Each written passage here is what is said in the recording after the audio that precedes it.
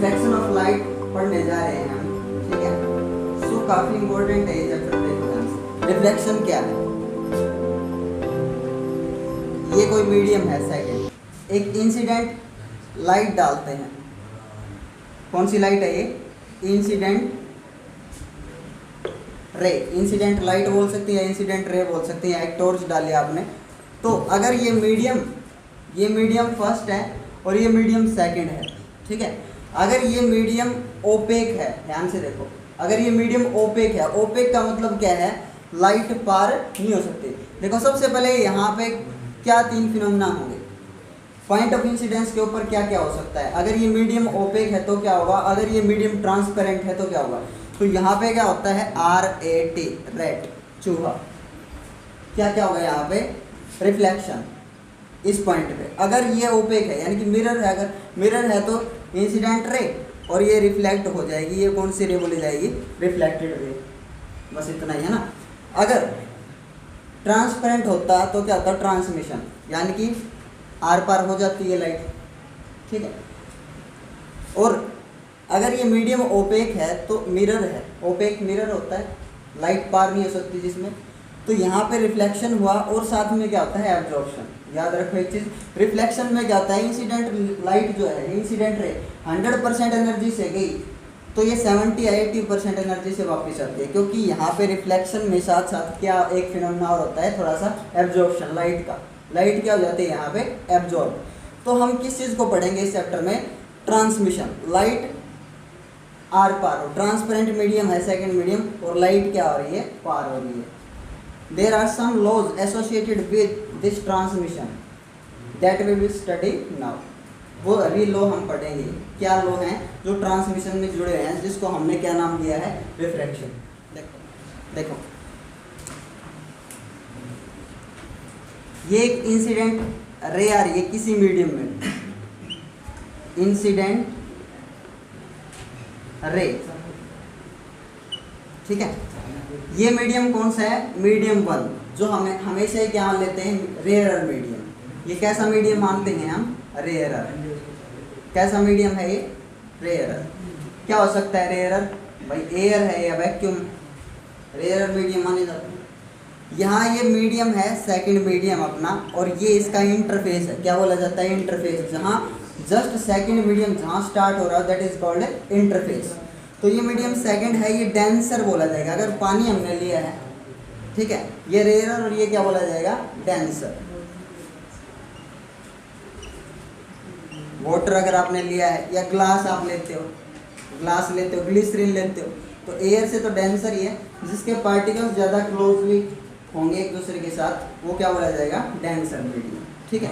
अब एक ray of light के साथ क्या होता है? जब ये ऐसे इस मीडियम में आ रही है और जैसे इंटरफेस पे पहुंची है, यहाँ पे हम क्या देखते हैं? इस पे सबसे पहले interface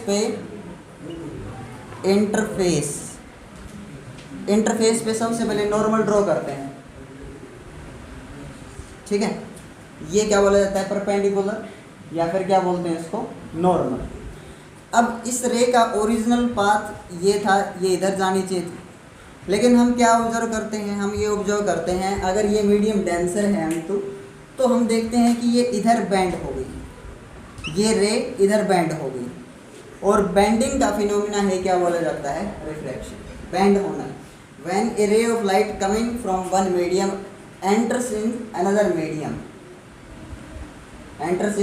medium, it refracts, it bends, yeah, it changes its path, then it is said to be refraction. ये फिनोमेना रिफ्रैक्शन है। तो ये कौन सी रे बोली जाएगी? रिफ्रैक्टेड रे,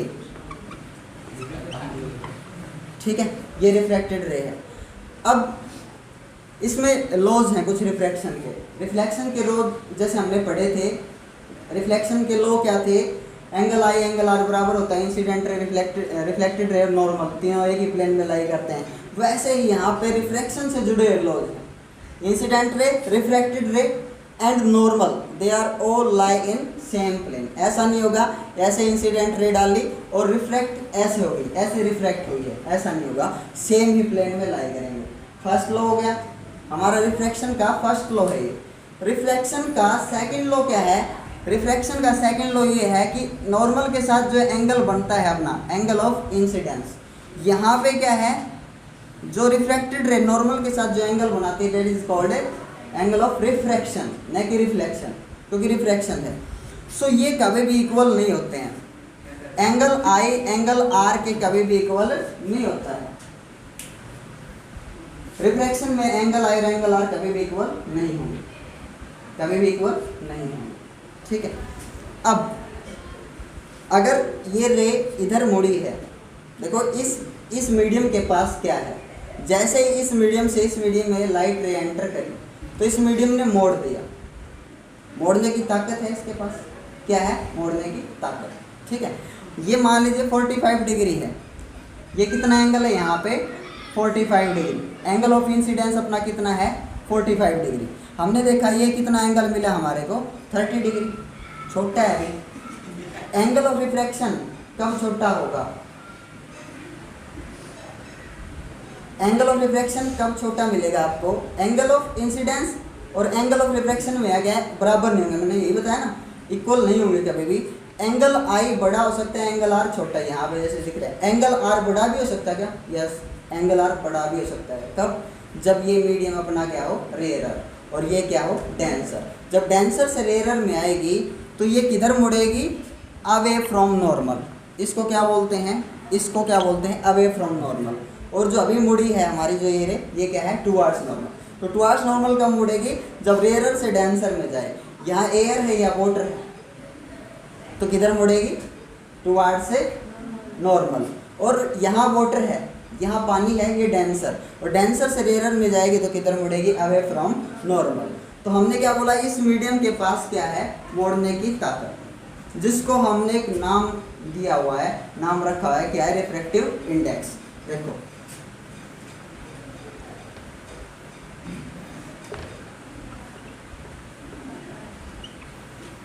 एक मीडियम ये है, एक मीडियम ये है, M1 मीडियम, और अभी जो मीडियम ले रहे हैं M3 मीडियम, ठीक है। ये क्या है एयर, ये वाटर मान लिया मैंने, वाटर लिखा था ना, ठीक है, पानी है यहाँ। यहाँ मैं क्या लेता हूँ, मान लीजिए ग्लास, ठीक है। यहाँ तो एयर है ही, M1 मीडियम तो अपना सेम ही है। अब मैंने किसका जोड़ा लिया है, एयर और ग्लास का। तो जब मैंने इंसिडेंट रे डाली है ऐसे इसके ऊपर, जब इसके ऊपर इंसिडेंट रे डाली, ये रहा इसका नॉर्मल, ठीक है। तो मैंने देखा ये किधर मुड़ेगी, रूल के हिसाब से ये डेंसर रेयरर से किधर आ रही है, रेयरर से डेंसर। तो इसका ओरिजिनल पाथ ये था, किधर मुड़नी चाहिए, टुवार्ड से नॉर्मल। हमने देखा इधर ही मुड़ती है। अब इस मीडियम में सेकंड मीडियम है ये अपना, और ये मीडियम है थर्ड। किसकी मोड़ने की ताकत शक्ति ज़्यादा है, किसकी ज़्यादा है, M2 की M3 की, M3 की। देखो यहाँ पे अगर 45 डिग्री है तो ये देखो ये इतना एंगल, ये इतना जो है ना, ये इतना आई है, ये इतना, ये आई है, तो ये इतना आई है, ये आर है, तो ये कितना बचा, ये इतना कितना है I माइनस आर, इतना सा। ये एंगल कितना बोला जाएगा, आई एंगल I माइनस आर, ये इतना आया ना समझ में, इतना सा ये एंगल, क्योंकि ये पूरा आई तो ये इतना भी पूरा आई, ये इतना आई है, ये इतना, ठीक है। तो ये इतना आर घटा दो, कितना बच जाएगा I minus R. For example ये 45 डिग्री है, तो कितना मान लीजिए कितना मोड़ पाई ये, यहाँ पे इसने कितना मोड़ा, कितना मोड़ दिया 15 डिग्री, तो कितना बचा एंगल आर 30 डिग्री। अब यहाँ पे इसने कितना मोड़ दिया, यहाँ पे मोड़ दिया इसने मान लीजिए 25 डिग्री, उधर कितना मोड़ा था 15 डिग्री। एंगल आई अपना वही है 45, यहाँ कितना बचा एंगल आर, कितना बचा 20 डिग्री। आ रही चीज समझ में। तो ये मत सोचना, कई बच्चे ये सोचते हैं कि ये एंगल आर छोटा है ना, तो रिफ्रैक्टिव इंडेक्स मोड़ने की ताकत कम है इसकी ना। ये देखो इसने इधर से कितना मोड़ा है, ओरिजिनल पाथ से कितना बेंड किया है, ये है रिफ्रैक्टिव इंडेक्स इसका, मोड़ने की ताकत। पहले में कितना जो मोड़ा था, सिर्फ 15 डिग्री मोड़ा था इस रे को, अब उसी रे को कितना मोड़ दिया इस मीडियम ने 25 डिग्री। तो मोड़ने की ताकत शक्ति किसकी ज़्यादा है, इसकी थर्ड मीडियम की, that is called refractive index, ठीक है। अब मोस्ट कॉमनली एक क्वेश्चन पूछा जाता है बच्चों से, बताइए फर्स्ट मीडियम ने मोड़ा है, फर्स्ट मीडियम में मुड़ी है कि सेकंड मीडियम में? यहाँ पे रेयरर से डेंसर में जा रही थी, तो ये बताइए फर्स्ट मीडियम ने मोड़ा है कि सेकंड मीडियम में? कहाँ मुड़ी है, फर्स्ट मीडियम में मुड़ी है कि सेकंड मीडियम में? कोई भी रहे तो मोस्टली बच्चे कहते हैं सेकंड मीडियम में मुड़ी है। नहीं, कहाँ मुड़ी है? देखो ये सीधी है फर्स्ट मीडियम में, ये सेकंड मीडियम में सीधी है, तो मुड़ी कहाँ पे? मुड़ी है इंटरफेस पे। सबसे बड़ी बात याद रखनी है आपको, कहाँ पे मुड़ती है रे? इंटरफेस पे। जैसे एंटर करेगी वहाँ इंटरफेस पे मुड़ेगी, इंटरफेस से ओरिजिनल पाथ से हटके डेविएट होके मुड़ जाती है। समझ में आएगा? तो आपसे पूछा जाए कि कौन से मीडियम में मुड़ती है, फर्स्ट में कि सेकंड में? इसमें सीधी है, इसमें इतनी है सीधी है, तो जस्ट कहाँ पे मुड़ी है? ये इंटरफेस पे। आगे समझ में, कहाँ पे मुड़ती है? इंटरफेस पे। और मोड़ने का काम कौन कर रहा है? तो ये आंसर सही है, सेकंड मीडियम। ठीक है। अब कोज क्या है रिफ्रैक्शन का? हम जो रिफ्रैक्शन देखते हैं कि टुवर्ड्स नॉर्मल मुड़ सकती है या अवे फ्रॉम नॉर्मल मुड़ सकती है। जब रेयरर से डेंसर में जाएगा तो टुवर्ड्स नॉर्मल, और जब डेंसर से रेयरर, इसी का उल्टा कर लो आप, ये डेंसर, डेंसर है ना ये भी, डेंसर से रेयरर में किधर मुड़ी है? Away from normal. सीधी सी बात है बिल्कुल। ठीक है। तो इसी चीज़ को हम कैसे एनालाइज करते हैं भाई, मुड़ी क्यों, कोज क्या है रिफ्रैक्शन का? बहुत सारे बच्चे नहीं बता पाते हैं what is the cause of refraction, मुड़ी क्यों, क्या हुआ है? तो भाई उसका आंसर क्या है? Velocity of light changes when it's coming from one medium to another medium. Light की स्पीड क्या होगी? इस मीडियम में अलग होगी और इस मीडियम में क्या होगी? अलग। Velocity of light is different for different mediums. इस मीडियम के लिए स्पीड अलग होगी और इस मीडियम के लिए अलग होगी। रेयरर में अलग होगी, डेंसर में अलग। वैसे मेरे को बोलना चाहिए ऑप्टिकली रेयरर और ऑप्टिकली डेंसर मीडियम। ऑप्टिकली का मतलब क्या है? ऑप्टिक्स, जिसमें रिफ्लेक्शन रिफ्लेक्शन सारी चीज़ें हैं, वो ऑप्टिक्स है अपनी। तो ऑप्टिकली मीडियम और फिजिकली डेंसर अलग होता है, थोड़ा सा बताऊंगा बाद में। ठीक है। तो ऑप्टिकली रेयरर और ऑप्टिकली क्या बोल सकते हैं? डेंसर। बस इतना याद रखो। ठीक है।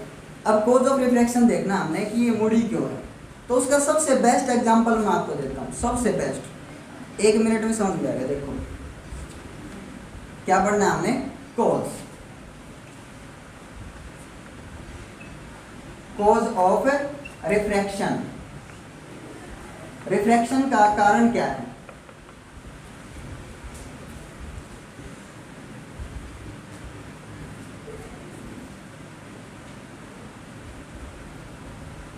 तो इस रे को हम जूम करके देखेंगे। इसके लिए मैं आपको सबसे बेस्ट एग्जांपल बताता हूँ। सबसे पहले मान लेते हैं एक लॉन रोलर। लॉन पे जो रोलर चलाते हैं हम, घास काटने वाला, सारे जानते हैं उसको। ठीक है। बिजली से चालू है। हाँ, यहाँ पे ये वो है पार्क एरिया जिसका हमें घास काटना है, और ये फरस है मान लीजिए, ये मीडियम 1 और इसके लिए मीडियम क्या है? सेकंड। जब किसी एंगल से ये आ रहा है ना, किसी एंगल से, इसका एक व्हील ये है, एक व्हील ये दिख रहा है आपको, ये एक्सल है जो दो व्हील्स को जोड़ता है, दैट इज कॉल्ड एक्सल। अब ए टायर और ये बी टायर ये ऐसे आगे बढ़ते जा रहे हैं, दिख रहा है आपको, ऐसे ये डायरेक्शन है इधर, तो ए और बी यहाँ पे आ गए, ये ए टायर और ये बी टायर आ गया इसका। ठीक है।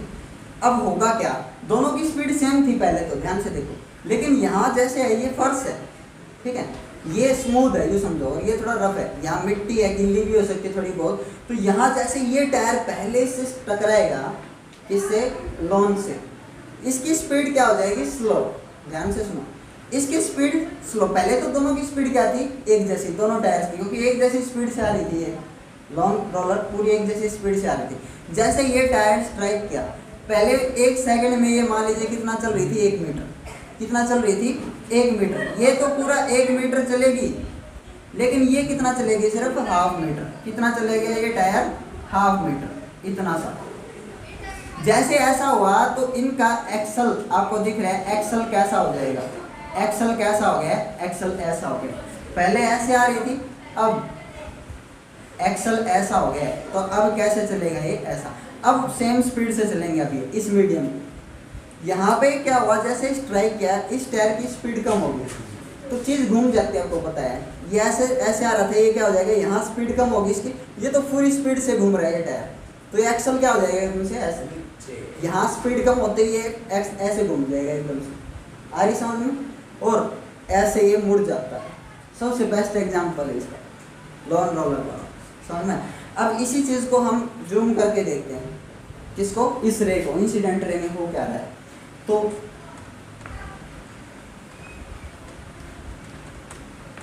देखो इसी रे को हमने जूम किया, और रे ऑफ लाइट में क्या होते हैं, वेव फ्रंट्स।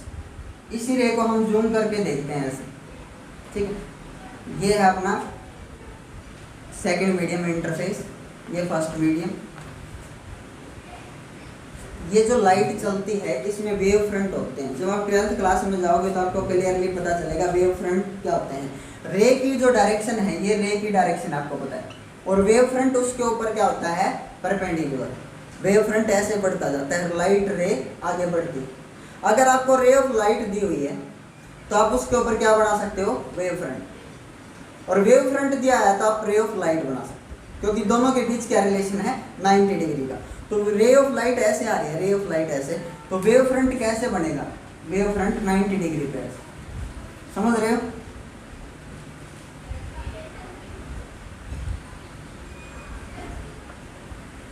समझ में। तो ये ए बी वेव फ्रंट ऐसे चलता आ रहा था। तो सबसे पहले वेव फ्रंट का कौन सा साइड इस मीडियम से टकराता है, सेकंड मीडियम से। वेव फ्रंट का कौन सा हिस्सा पहले स्ट्राइक किया, ए वाला।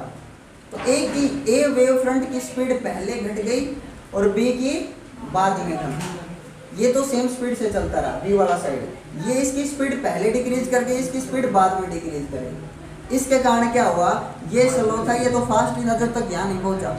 यहाँ पहुँचने से पहले यहाँ तक स्पीड इसकी फुल थी, बी वाले पॉइंट की, और ए की क्या थी, स्पीड स्लो। तो जैसे इसकी स्पीड पहले घटी और इसकी स्पीड बाद में, इसके कारण यहाँ पे क्या आ जाता है, चेंज इन पाथ। क्या आ जाता है, change in path of light. और जो ये वेव फ्रंट ऐसा था, अब ये वेव फ्रंट कैसा हो जाता है, ऐसा। क्योंकि अब देखो थोड़ा चल रहा है, पहले तो इधर देखो ज़्यादा, अब ये थोड़ा सा चला और ये पूरा चला इधर। ये तो इतना चला उतने टाइम में, और ये कितना चला वेव फ्रंट, इतना। तो अब ये डायरेक्शन होगी A B wave front, A B ऐसे चलेगा। अभी नॉर्मल के साथ आप देखो, नॉर्मल कैसे ड्रॉ करोगे, ये नॉर्मल है, समझ में, नॉर्मल। तो ये एंगल आई और ये एंगल क्या होगा, आर। समझ में आ गया। कई बच्चे कन्फ्यूज हो जाते हैं, सर इसमें एंगल आई और आर कहाँ होंगे। तो एंगल आई ये इंसिडेंट, और ये क्या बोला जाएगा, एंगल आर। आया ना समझ में। हाँ, तो ये ऐसे लाइट मुड़ जाती है, क्यों, क्योंकि स्पीड चेंज होती है। अगर आप नॉर्मली डाल रहे हो, 90 डिग्री पे डाल रहे हो, तो स्पीड चेंज नहीं होती क्या, चेंज होगी, तब भी स्पीड चेंज होगी। अगर आप इसी रे को 90 डिग्री पे डाल रहे हो इसके ऊपर, लेकिन दोनों वेव फ्रंट की स्पीड क्या होगी, एक साथ चेंज होगी। फिर एक साथ चेंज होने से मुड़ेगी नहीं, बिल्कुल सीधी की सीधी, हमें क्या लगेगा, रिफ्रैक्शन हुआ ही नहीं है। आ रही थी समझ में। रिफ्रैक्शन के लिए क्या जरूरी, किसी एंगल पे डालो आप, तो जो हिस्सा पहले स्ट्राइक करेगा उसकी स्पीड पहले, और जो हिस्सा बाद में स्ट्राइक करेगा उसकी स्पीड बाद में कम होगी। यही है रिफ्रैक्शन। और नॉर्मली डाल रहे हो तो स्पीड कम नहीं होती क्या, कई बच्चे कहते हैं नहीं होती, होती है, स्पीड कम होती है, लेकिन दोनों वेव फ्रंट एक साथ इस मीडियम में एंटर करते हैं, एक साथ स्पीड स्लो डाउन होती है, एक साथ फिर ऐसे जाती है। उसके कारण रिफ्रैक्शन दिखाई नहीं देता, 90 डिग्री पे ऐसे सीधी निकल जाती है। आई जी समझ में, ये रिफ्रैक्शन है, ठीक है, कॉज ऑफ रिफ्रैक्शन। ठीक है, अभी मैंने एग्जांपल दिया आपको लॉन रोलर वाला। अगर ये रफ सरफेस, ये स्मूथ था पहले लॉन रोलर वाले केस में, ये स्मूथ था, ये गार्डन वाला क्या था, थोड़ा रफ सरफेस था। अगर ये फर्श अपना कच्चा है और ये मार्बल का है, तो फिर आपको पता है क्या होगा, फिर इसकी स्पीड तेज हो जाएगी और इसकी स्पीड क्या होगी, कम। यहाँ इतनी स्पीड क्या है, कम, लेकिन जैसे ये टायर पहले एंटर करेगा इसकी स्पीड बढ़ जाएगी पहले, और फिर ये ऐसे अवे फ्रॉम नॉर्मल, कैसे मुड़ेगी, अवे फ्रॉम नॉर्मल। ये अगर अपना क्या है, रफ, और ये क्या मिल गया, स्मूथ, यानी कि ये डेंस और ये क्या हो गया, रेयर, फिर किधर मुड़ेगी, अवे फ्रॉम नॉर्मल। आगे समझ में, ठीक है ना। तो ये मीडियम के ऊपर डिपेंड है। अब मैंने बताया था रिफ्रैक्टिव इंडेक्स के बारे में। तो रिफ्रैक्टिव इंडेक्स क्या है, देखो, रिफ्रैक्टिव इंडेक्स जिसको हम किससे डिनोट करते हैं, हमारा सिंबल क्या रहता है, म्यू। ठीक है, हर एक मीडियम के पास मोड़ने की ताकत होती है। मैंने पहले बता दिया, कई बच्चे इसको समझ नहीं पाते। मोड़ने की पावर, शक्ति, बेंडिंग, ठीक है, बेंडिंग की जो पावर है, power of bending is called a refractive index, और इसको म्यू से डिनोट करते हैं। ठीक है, कई बुक्स के राइटर इसको ऐसे एम से डिनोट करते हैं, तो आपको घबराने की जरूरत नहीं है। रिफ्रैक्टिव इंडेक्स का जो सिंबल आप लोगे आपको लिखना पड़ेगा रिफ्रैक्टिव इंडेक्स, और हम ये सिंबल ले रहे हैं इसका, समझ में। मोस्टली मैं तो यही प्रेफर करूँगा, मैं तो यही लेता हूँ, 12th में भी यही सिंबल लेते हैं। ठीक, तो इसको रहने देना, आप म्यू देखना, म्यू ही लेना। ठीक है, अब यहाँ जो स्पीड है यहाँ अलग होगी, यहाँ जो स्पीड है एयर में वो तो आपको पता है v1, और इस मीडियम में जो स्पीड है वो क्या होगी, लाइट की v2। स्पीड अलग होना, speed in light in air और speed in light in medium, v1 v2 मानते हैं। ठीक है, तो रिफ्रैक्टिव इंडेक्स मोड़ने की ताकत क्या है, जब आप रेशियो करोगे speed of light in speed of light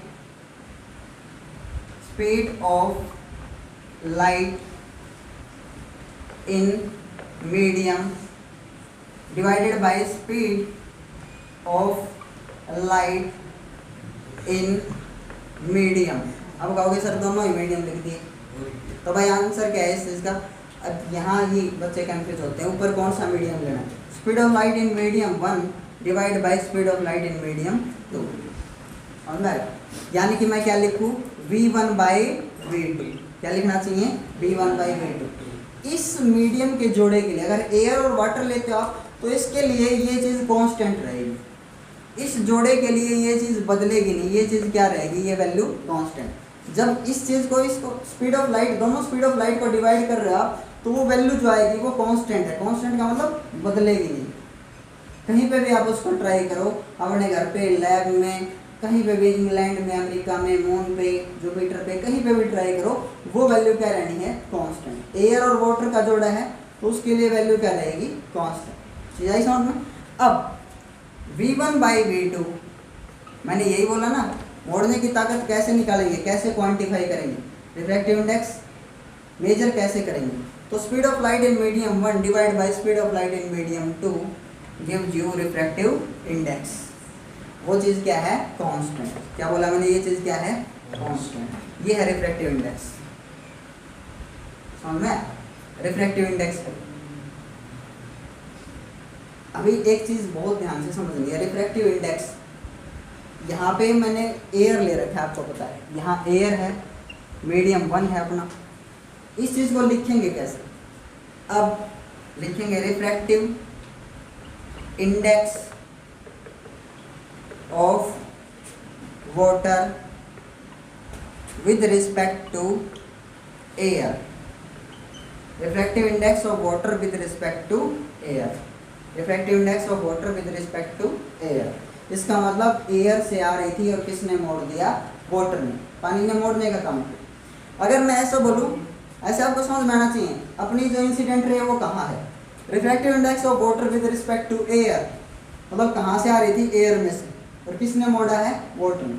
अगर मैं बोलूँ refractive index of water with respect to glass, तो मतलब किस में से आ रही थी, ग्लास में से। इंसिडेंट रे कहाँ थी, ग्लास में, मोड़ा किसने, वाटर में। अगर ऐसा लिखूँ मैं, refractive index of a glass with respect to air, किससे आ रही थी, एयर। इंसिडेंट रे कहाँ है, एयर में, और रिफ्लेक्टेड रे कहाँ है, ग्लास में। लेकिन ये थोड़ा सा लिखने में बड़ा हो जाता है, इस चीज़ को हम ऐसे लिखना पसंद नहीं करते।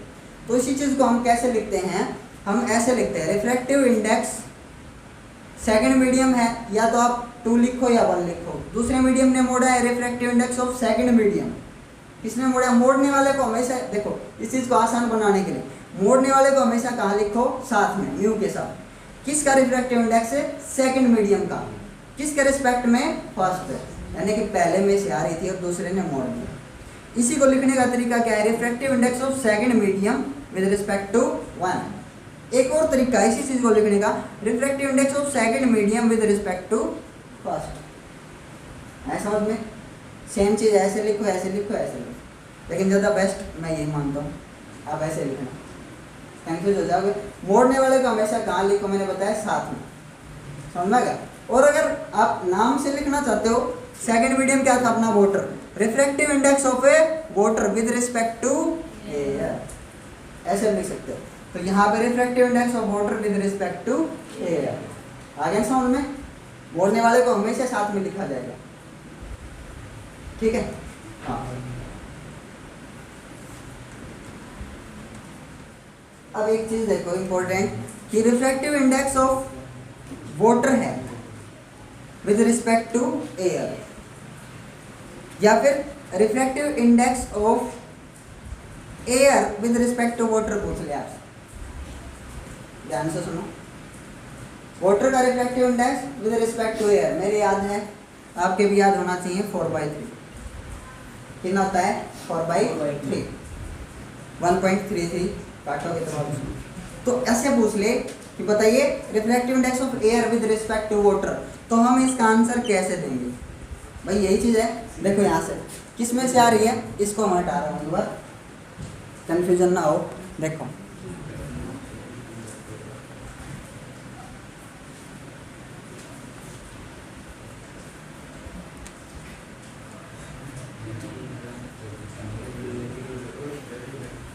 देखो एयर में से आ रही इंसिडेंट रे, रिफ्रैक्टेड रे, किसने मोड़ा है, वाटर ने।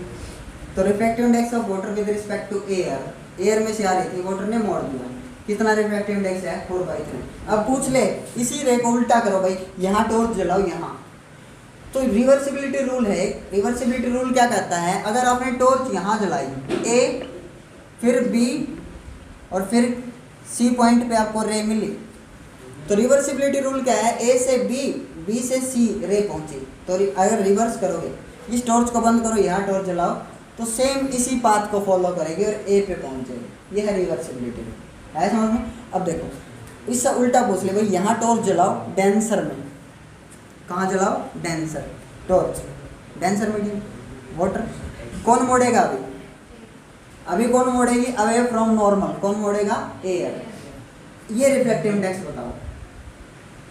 तो इसका आंसर क्या होता है, 1/में म्यू डब्ल्यू ए। अब कहोगे कैसे आया सर, तो वो भी प्रूव करेंगे हम। तो mu A W refractive index of air with respect to water क्या लिखा जाएगा, 1/ reciprocal of refractive index of water with respect to air. तो इसको क्या लिखा जाएगा, reciprocal of refractive index of water with respect to air. तो बताइए कितना होगा, 3/4, है ना समझ में। यहाँ पे 4/3 लिखोगे, 4/3, 3 प्लेट के ऊपर चला जाएगा, 3/4, आया समझ में। अब इसी चीज़ को दिखाता हूँ आपको कि ये कैसे आएगा, देखो इसी चीज़ को।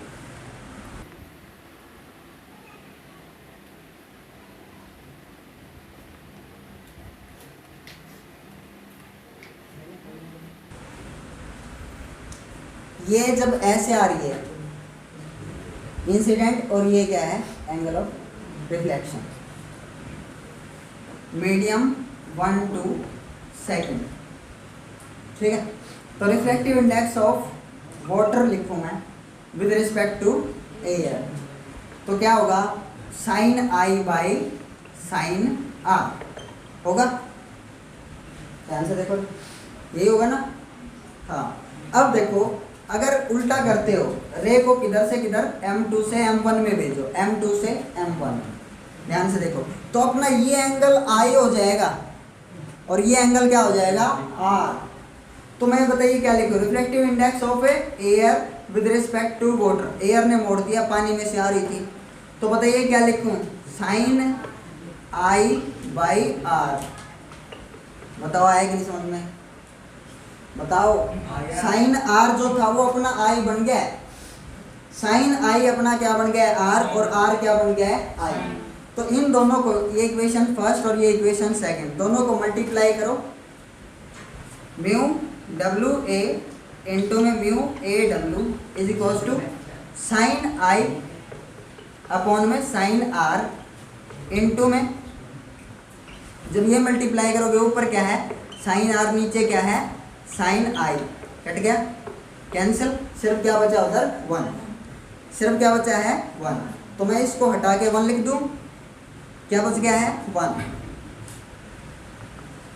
तो बताइए ये नीचे ले जाओ चाहे आप इसको नीचे ले जाओ, एक ही बात है। तो refractive index of water with respect to air क्या लिखा जाएगा, 1 में म्यू ए डब्ल्यू, या फिर इसको यहाँ ले आओ इसको नीचे ले जाओ, क्या लिखा जाएगा, mu A W is equals to 1 में म्यू डब्ल्यू ए। आया ना समझ में? क्लियर है? Yes sir. ठीक है, अब सिर्फ 2 मिनट का एक लॉ और पढ़ेंगे, स्नेल्स लॉ, बस उसके बाद बंद करते हैं। आया समझ में? ठीक है, स्नेल्स लॉ ऑफ रिफ्लेक्शन क्या है?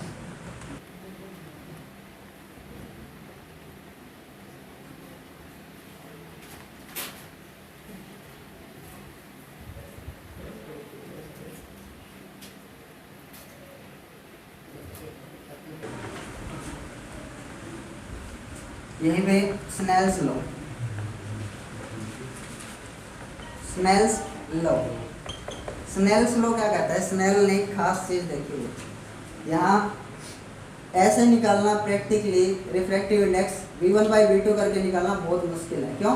क्योंकि यहाँ पे तो स्पीड पता है एयर में कितनी है, 3 लाख किलोमीटर पर सेकेंड।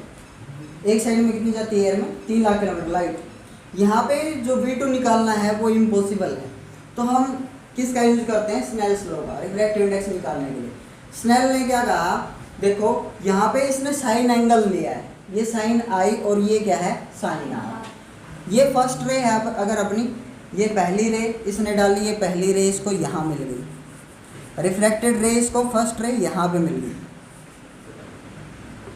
ठीक है, अब इसने इसका एंगल और बढ़ाया, 45 से और बढ़ा दिया, तो इस आई के लिए, इस इंसिडेंट रे के लिए ये रिफ्रैक्टेड रे होगी भाई, ध्यान से देखो, समझ में ना? जितना आप आई बढ़ाते जा रहे हो उतना ही क्या बढ़ जा रहा है, आर। जितना आई बढ़ा रहे हो उतना ही हर टाइम पे क्या बढ़ रहा है, आर।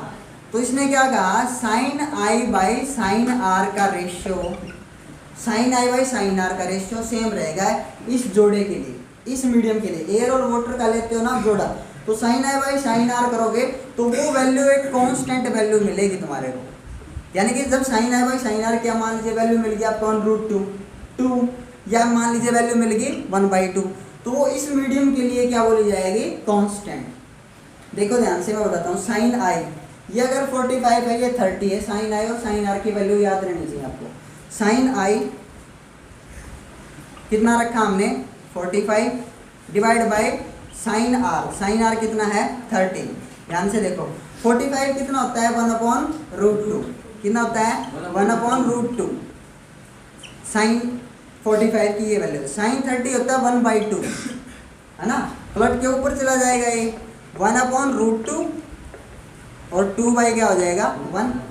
अब इस चीज को क्या लिख सकते हो, 2 को √2 इंटू √2, इसी चीज को मैं लिख सकता हूँ मैं √2 इंटू में √2। सिर्फ क्या बच गया, sine I by sine R की जो वैल्यू मिली मेरे को वो मिली √2। तो ये चीज़ इस मीडियम के लिए क्या रहेगी, कांस्टेंट। ध्यान से सुन लो, इस मीडियम के लिए ये वैल्यू कांस्टेंट रहेगी। जितना भी आप आई इंक्रीज करोगे, अगर आई 60 रखते हो तो आर भी बढ़ गया है,